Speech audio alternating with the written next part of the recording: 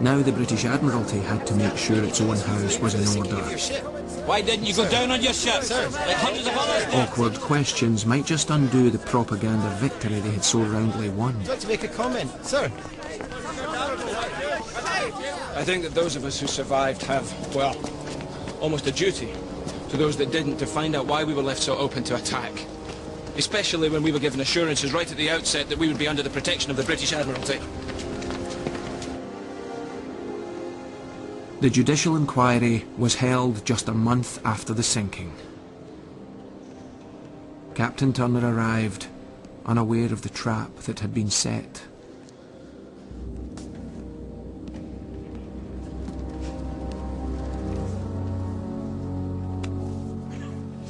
Better give us some bloody answers. All rise.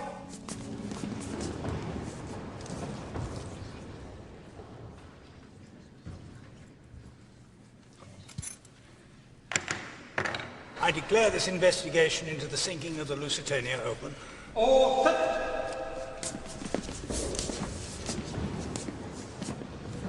Mr. Carson?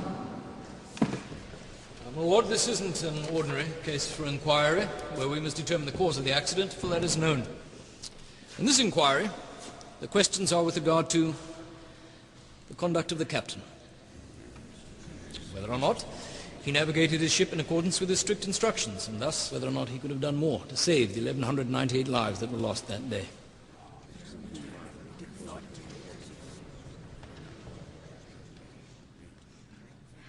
Captain Holmes, you have, I believe, prepared the Admiral's evidence. Indeed, sir, and I shall, if I may, remain in court in case I can be of any assistance in clarifying matters. My lord, without further ado, I call Captain Turner to the stand. Captain Turner, you were given strict instructions to steer a mid-channel course, were you not? Yes, but first I had to find... And yet when the torpedo hit, you were just a few miles from shore. We'd come in close because I needed a bearing on our position. You disobeyed orders. There'd been a fog earlier. I needed... You willfully disobeyed your strict orders from the Admiralty. In doing so, Captain Turner, you were inviting disaster. Were you not? The Admiralty's broadside was relentless. Our traumatized captain was questioned about instructions he couldn't remember, because in truth, he had never been sent them.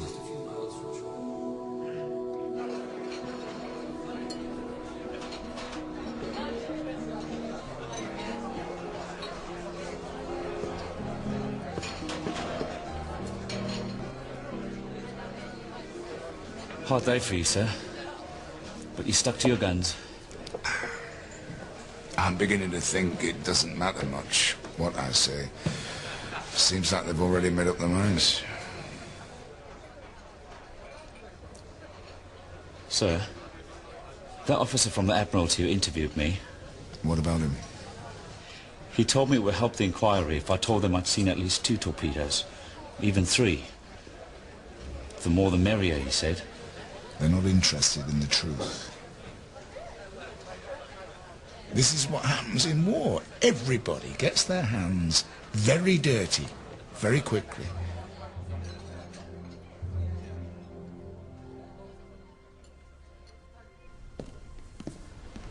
Lord Mersey, might I ask what impression the captain made on you today?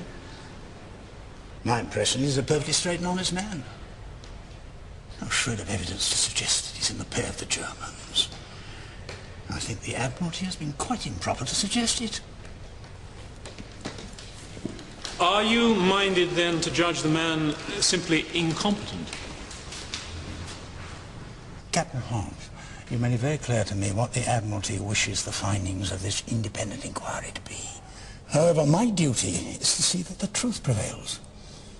And to me, he seems to have been a very good captain. But in wartime, my lord, there are things more important than the truth. In wartime, my lord, the survival of the nation as a whole becomes paramount. Any hint of discredit to the Admiralty could lose us important friends among the neutral countries. Do you understand? Are you suggesting that I declare an innocent man guilty? I'm suggesting, my lord, that you find a way to conclude this inquiry without damaging our chances of winning the war.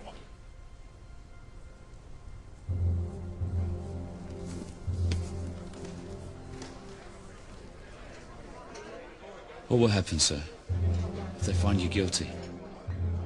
God knows.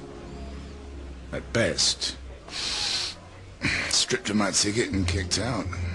At worst, tried for treason and hanged or shot. I don't know what they do these days.